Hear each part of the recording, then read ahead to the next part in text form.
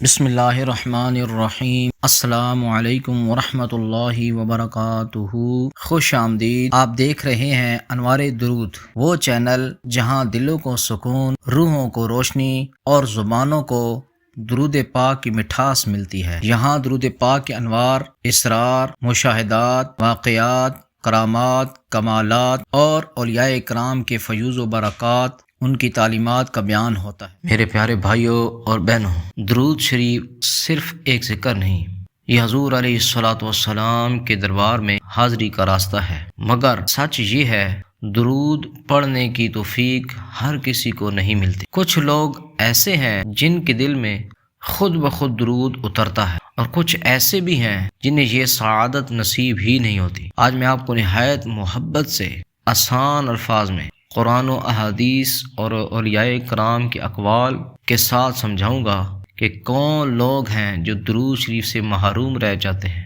سب سے پہلے نمبر 1، وہ لوگ جن کے دل سخت ہو گئے ہوں۔ قرآن پاک میں اللہ تبارک و تعالی نے ارشاد فرمایا، اعوذ باللہ من الشیطان الرجیم، بسم اللہ الرحمن الرحیم، ثم قست قلوبکم، پھر تمہارے دل سخت ہو گئے پتھر کی طرح۔ جس طرح پتھر سخت ہوتا ہے اس کی طرح تمہارے دل سخت ہو گئے۔ اور اللہ تعالیٰ فرماتا ہے کہ ان پتھروں میں سے تو کچھ ایسے بھی پتھر ہیں کہ ان میں سے چشمے بہ نکلتے ہیں، اور کچھ ان میں سے ایسے ہیں کہ جو اللہ کے خوف سے لرز جاتے ہیں، کانپ اٹھتے ہیں، ڈر جاتے ہیں۔ تو اے انسان، اے ایمان والے، کہ جب اللہ تبارک تعالیٰ کی آیات، اللہ تبارک تعالیٰ کا ذکر ہوتا ہے، درود و سلام کا ذکر ہوتا ہے، اذان ہوتی ہے، اس وقت تمہارا دل ان پتھروں کی طرح لرزتا نہیں ہے۔ وہ پتھر ہو کر، سخت جان ہو کر، بے جان ہو کر لرز جاتے ہیں، حتیٰ کہ اتنے لرزتے ہیں کہ ان سے کئی پتھروں سے چشمے بھی بہہ نکلتے ہیں، اور لوگوں کو وہ چشمے سیراب بھی کر رہے ہیں۔ تو اے انسان، اے ایمان والے، تم نبی کریم علیہ الصلوۃ والسلام کا کلمہ پڑھ رہے ہو، لیکن تم ان پتھروں سے بھی گئے گزرے ہو۔ تمہارا دل اس طرح سخت ہو گیا ہے کہ تمہیں کوئی نصیحت نہیں حاصل ہو رہی۔ یعنی یہاں اللہ تبارک تعالیٰ پتھر کی مثال دے رہا ہے۔ انسان کی روح کے اندر اللہ تبارک و تعالیٰ کے نور کی تجلیات آ جائیں تو ان میں سے کچھ ایسی ہستیاں ہوتی ہیں جس طرح کے پتھروں سے پانی نکل کر، چشموں سے بہہ کر دریاؤں اور سمندروں کی طرف جاتا ہے۔ اسی طرح کچھ ایسے لوگ ہوتے ہیں کہ جن سے معزز سامعین کرام فیض حاصل کرتے ہیں، علم حاصل کرتے ہیں، روحانیت حاصل کرتے ہیں۔ اور اگر اس انسان میں اتنا فیض نہیں ہے، اتنی طاقت نہیں ہے، تو کم از کم وہ اللہ کے خوف سے لرز تو جائے، ڈر تو جائے، خشیت اس کے اندر آ جائے۔ تو یہ مختصر سی مثال میں نے دی ہے۔ بھائیو، یہ سب سے پہلی وجہ ہے کہ کیوں بہت سے لوگ درود سے محروم رہ جاتے ہیں، اس لیے کہ ان کے دل پتھر بن جاتے ہیں۔ اس کی میں آپ کو مثال دے دوں، اگر آپ کے پاس ایک لوہے کا ٹکڑا ہو، آپ چاہیں جتنا بھی خوشبو اس پر چھڑک دیں، اس میں خوشبو بسے گی نہیں، کیونکہ وہ ایک سخت پتھر جان ہے، سخت چیز ہے۔ تو درود حضور علیہ الصلوۃ والسلام کی خوشبو ہے، سخت دل والا اس خوشبو کو پکڑ ہی نہیں سکتا، اس کی طرف، درود کی طرف کبھی جائے گا بھی نہیں۔ حضرت جنید بغدادی رحمۃ اللہ علیہ فرماتے ہیں، درود وہی پڑھتا ہے جس کا دل زندہ ہو۔ ایک حکایت ہے کہ ایک شخص بزرگ کے پاس آئے اور اس نے کہا، حضرت میرا دل درود پڑھنے کو نہیں کرتا۔ اس بزرگ نے جواب دیا، دل میں پتھر ڈال دو، پھر دیکھو پھول اگتا ہے۔ یعنی دل کو گناہوں سے دھو لو تو درود کے پھول سے خود بخود اگیں گے۔ معزز سامعین کرام، تو گناہوں کو کیسے مٹانا ہے؟ درود شریف پڑھ کر۔ لیکن توفیق ہوگی کب؟ جب انسان کے اندر اللہ تبارک و تعالیٰ کو پانے کی، قرب حاصل کرنے کی تڑپ ہوگی، کوشش کرے گا۔ حدیث پاک ہے کہ دنیا کی محبت ہر برائی کی جڑ ہے، یعنی دنیا سے محبت دل کو بھاری کر دیتی ہے، اور بھاری دل میں نور داخل نہیں ہوتا۔ یعنی جب انسان کے دل کے اندر دنیا کی محبت بڑھ جائے تو پھر اللہ تبارک تعالیٰ اندر سے نور کو نکال دیتا ہے، روحانیت کو نکال دیتا ہے، لذت اور حلاوت کو نکال دیتا ہے۔ کہ دل جب دنیا سے بھر جائے تو درود کی دولت کیسے پکڑے گا؟ اتنی بڑی دولت درود کی وہ کیسے پکڑے گا؟ ایک بزرگ نے فرمایا کہ جس کے کان میں دنیا کا شور ہو، درود مصطفیٰ صلی اللہ علیہ وآلہ وسلم کی آواز سن ہی نہیں سکتا۔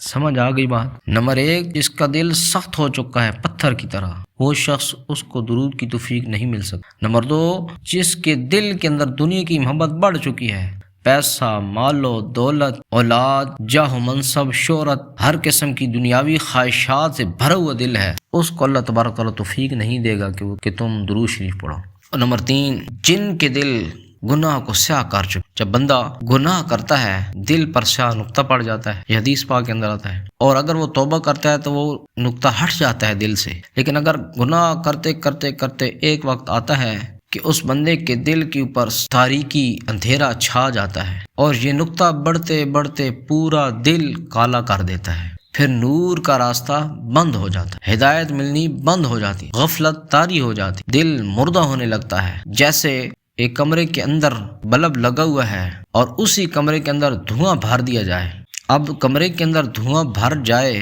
اس بلب کی روشنی زیادہ ہوگی یا کم ہوگی؟ ظاہری بات ہے اس کمرے کے اندر دھواں جب بڑھ جائے گا تو روشنی کم ہو جائے گی۔ سیم اسی طرح حضرات گرامی، سیم اسی طرح مثال ہے کہ گناہ دل میں دھواں بھر دیتا ہے، کالا سیاہ ہو جاتا ہے، تو جب کالا سیاہ ہو جاتا ہے تو اس پر اس کے دل کا نور جو ہے وہ بجھنے لگتا ہے، روشنی آہستہ آہستہ کم ہو جاتی، اور ایک وقت آتا ہے کہ اس کا دل بالکل کالا سیاہ ہو جاتا ہے، اس کو کچھ نظر نہیں آتا۔ اللہ تبارک تعالی ہم سب کو زندہ دل عطا فرمائے۔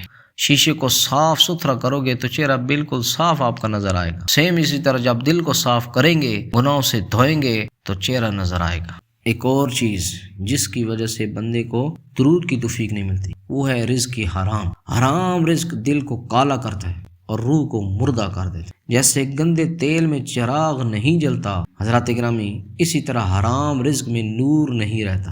اور ایک اور بات کہ جو نعمت کو پہچانتے نہیں ان سے نعمت چھین لی جاتی۔ درود پاک کتنی بڑی نعمت ہے، اگر کوئی بندہ اس کی قدر نہ کرے تو وہ توفیق سے محروم کر دیا جاتا ہے۔ یہ تو قرآن مجید میں اللہ تبارک تعالیٰ نے فرمایا ہے کہ اگر تم میرا شکر کرو گے تو میں تمہیں اور زیادہ نعمتیں عطا کروں گا، لئن شکرتم وَلَيَزِيدَنَّكُمْ۔ اس کی مثال میں آپ کو دے دیتا ہوں، جیسے آپ کسی کو روزانہ تحفہ دیں اور وہ شکریہ نہ کرے تو ایک نہ ایک دن آپ کا دل نہیں کرے گا کہ میں اس کو تحفہ دوں۔ میں روزانہ تحفہ دے رہا ہوں اور وہ بندہ آگے سے مجھے کوئی تھینک یو، جزاک اللہ کچھ بھی نہیں کہہ رہا، شکریہ نہیں کہہ رہا، تو پھر آپ کا دل کرے گا کہ یار میں اس کو دوبارہ تحفہ نہ دوں۔ تو اللہ کے ہاں بھی یہی اصول ہے کہ جب اللہ تبارک تعالیٰ کوئی نعمت عطا کرتا ہے، اولاد دیتا ہے، رزق دیتا ہے، کچھ بھی نہ دے اللہ تبارک تعالیٰ، یہ آکسیجن ہمیں فری میں مل رہی ہے، معزز سامعین اکرام، یہ آنکھیں ملی ہیں، زبان ملی ہے، آواز اس کے اندر جو دی اللہ تبارک تعالیٰ نے وہ ملی ہے، دل دیا ہے، دل کے اندر ہزاروں وینے لاکھوں وینے دی ہیں،